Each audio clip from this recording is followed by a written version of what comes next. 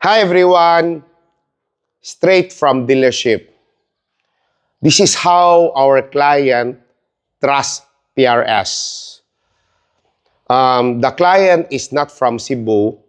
He just ordered a unit in Toyota Cebu. Then he told me to get his brand new car for upgrade. This is what we are doing. We'll start with ceramic coating. We're using IGL ceramic coating, 5 coats application on this unit. By the way, before we apply, we buff the unit. Even it's brand new, it's not perfect yet. We buff and clean even the under carriage, the under chassis, everything. This is a 5 coats layer of coating, as you can see. Deep gloss shine.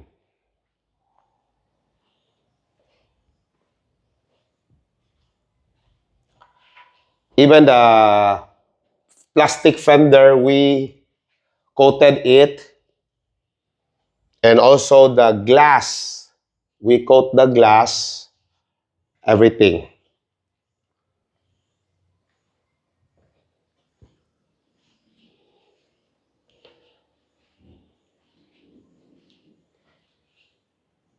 Here. See how shiny it is. Protect from fading and those birds drop. And easy to clean. And the water will just bleed. Also the wheels, we also coated with ceramic coating. See the undercarriage, how clean. Yeah, everything. Okay.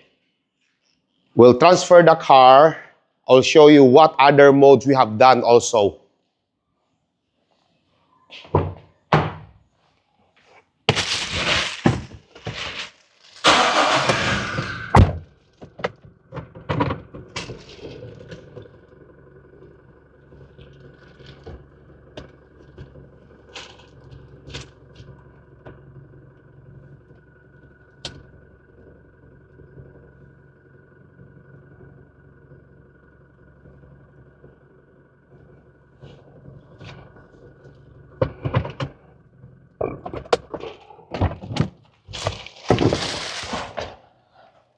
Okay.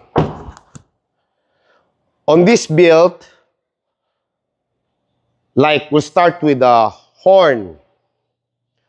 We're using the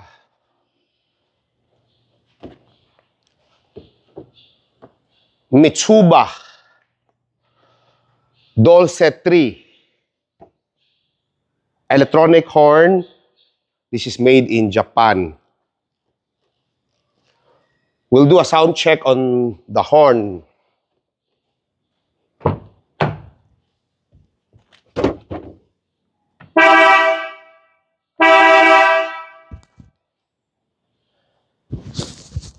Do now. One more time.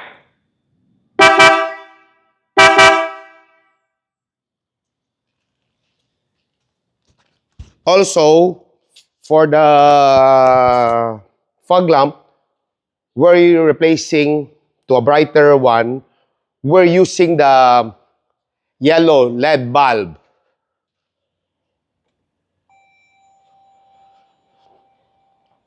Because this is our client workhorse for his mining business.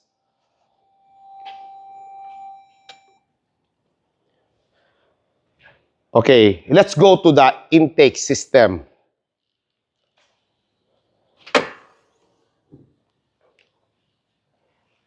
On this unit, we're using the Greedy Exros intake. This is the heat shield. This is made of aluminum. The filter is inside, cone type, washable. We'll start the engine so you can hear the sounds. More air going inside.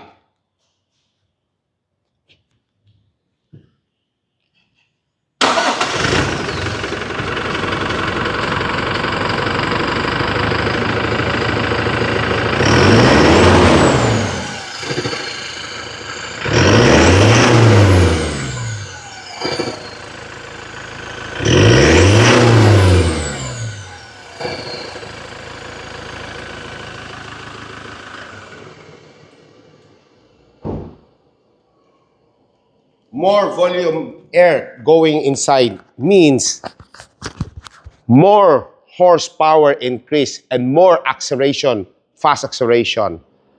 Also, we install ARB, breather kit, differential breather kit. And for the undercarriage protection, we're using the ARB, UVP, under vehicle protection. This is all the way to the transmission case cover. Okay. Then also we installed ARB side step board.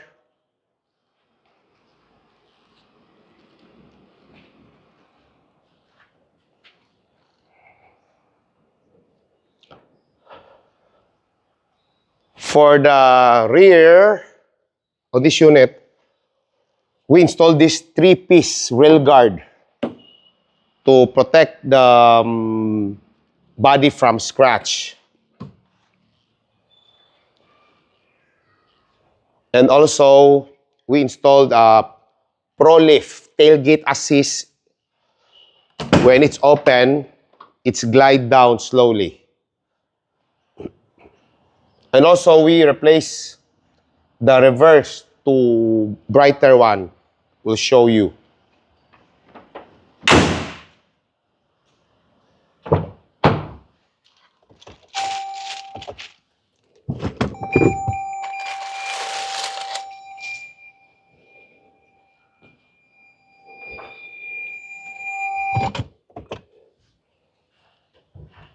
Also, T-step for easy access.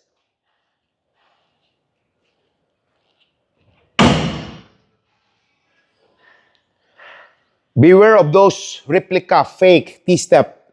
This is the original T-step. Remove the sticker. It can carry a 150 kg easily. To close, just push. Okay, let's go to the interior on this unit. For the protection on this unit, the client only choose the best. For the front windshield, we are using the BF Clear Max series. This is the 99.2% heat rejection. The color of the clear lens is a little bit of bluish. Sorry. While the side and the back, we're using the BF Supreme Plus, 99% heat rejection.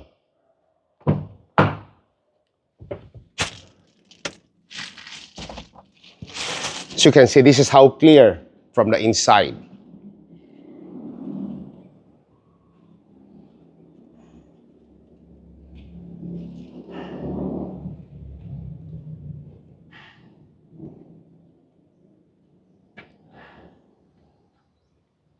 Also, we upgrade the interior LED to high power LED also.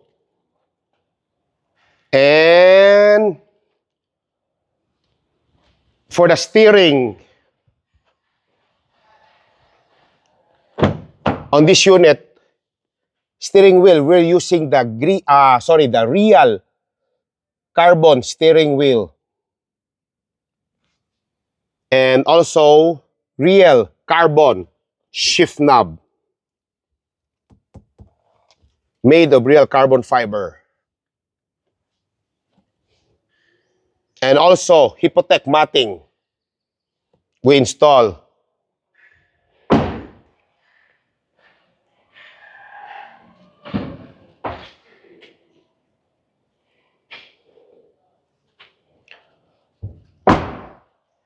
Lastly, on this unit, also we installed original fender liner cover on the unit to protect and easy to clean.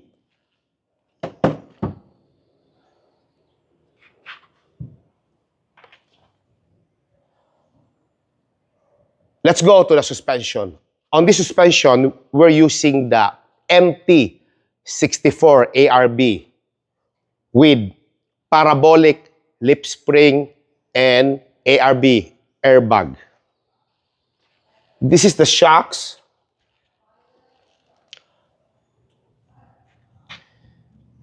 And the parabolic lip spring. You should try. Very big difference with the ride compared to the stock. And this is the airbag, ARB airbag system. You can carry total of additional 600 kg when using the ARB airbag system. This is where you load your air on your airbag system. This is for the left airbag. It's like you're putting air on your tire.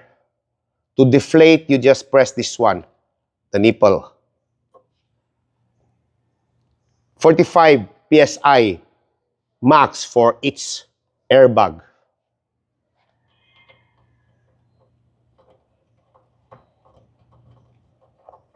Okay. Show you. It also comes with the U-bolt.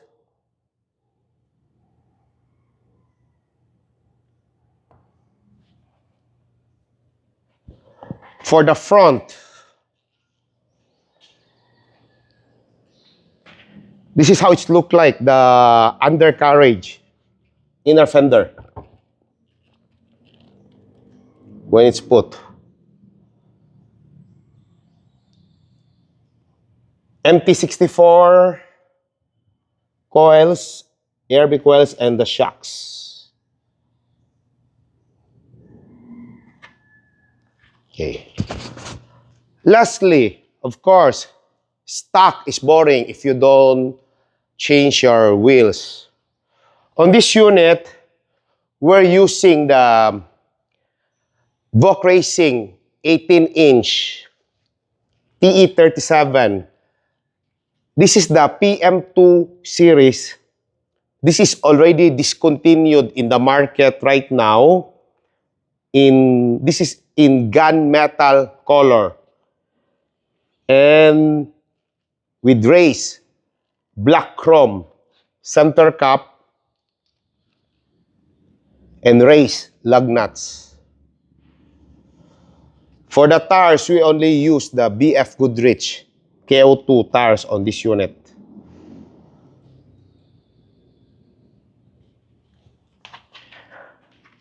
See the stands from the side. Perfect.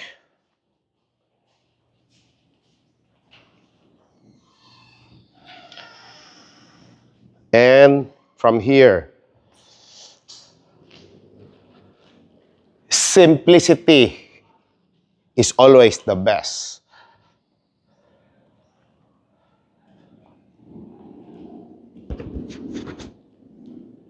Guys, if you like how we modified cars here, feel free to message me. And please subscribe and follow my YouTube channel. PRS Car Accessories and Services. See you here, guys. By the way, no to fake wheels. See you. Bye.